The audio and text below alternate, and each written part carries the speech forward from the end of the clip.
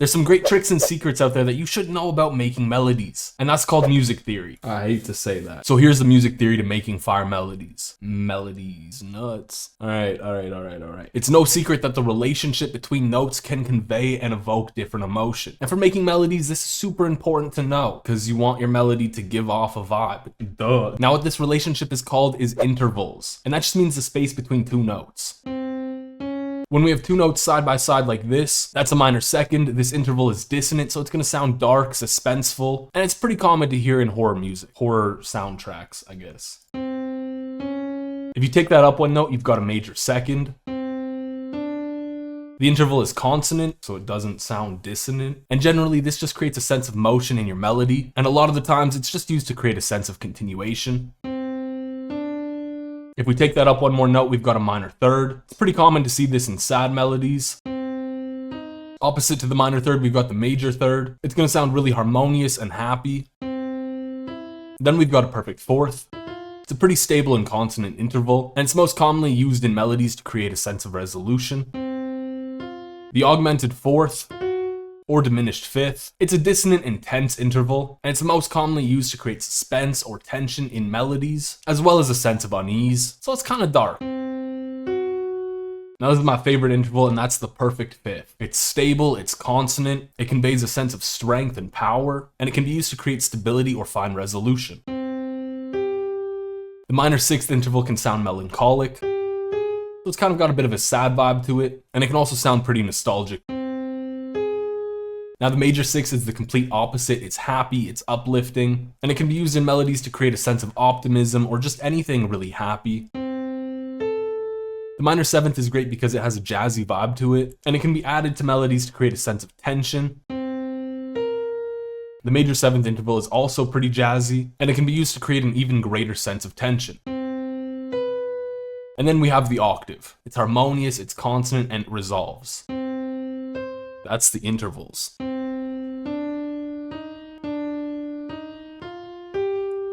Now that you know what makes up the different emotions in melodies, you need to know the different types of melodies. First up, we've got a conjunct melody or a stepwise melody, and this is where the melodies move by small intervals, and these melodies are really smooth, they're easy to sing along to, and this can make them really catchy.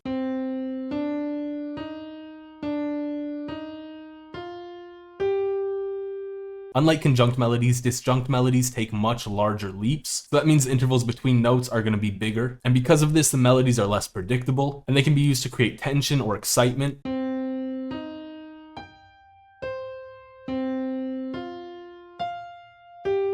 Scalar melodies move along a scale. This means either going up or down, and usually they're going to follow a very clear pattern, and they're going to be super easy to predict, and they can be used to create a sense of familiarity.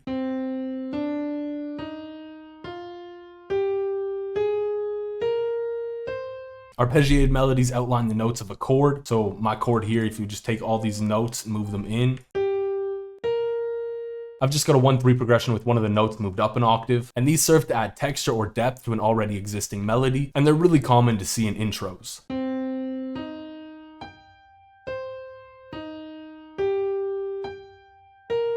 Sequences are a pattern of notes at different pitches. It can be ascending or descending, that means going up or down, and they can create a sense of development so it feels like it's leading to something more.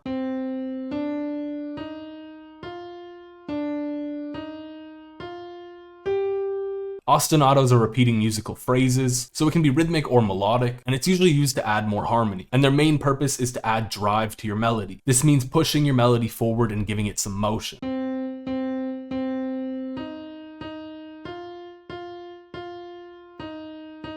Call and response is the idea that there's a dialogue going on within the music. So the best way to think about it is having one melodic phrase doing a call or asking a question, and then the second melodic phrase doing a response to that. It's great for tying in multiple musical elements together, so it'll usually be done across multiple different instruments.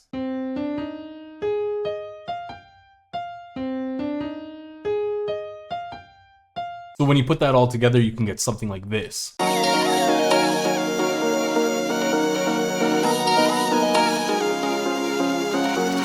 And when we look at this melody, I just have chords.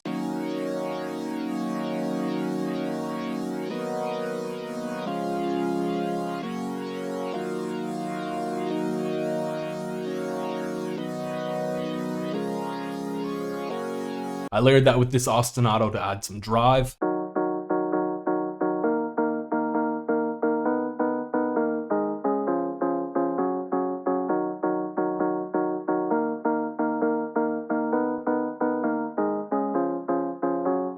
I threw in this arpeggiation of those chords.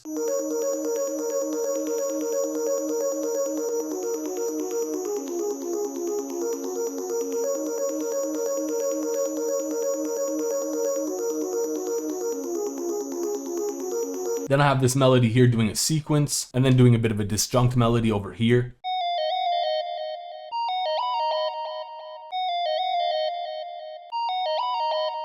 And then I have a conjunct or stepwise melody for my lead, because it's taking much smaller interval jumps.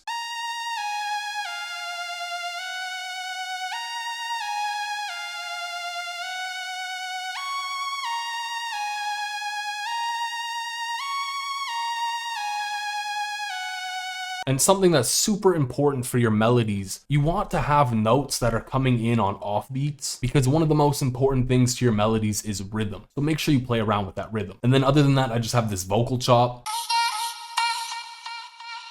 and these effects. I don't know how to end the video. It is what it is. And that's the music theory you need to know to make good melodies.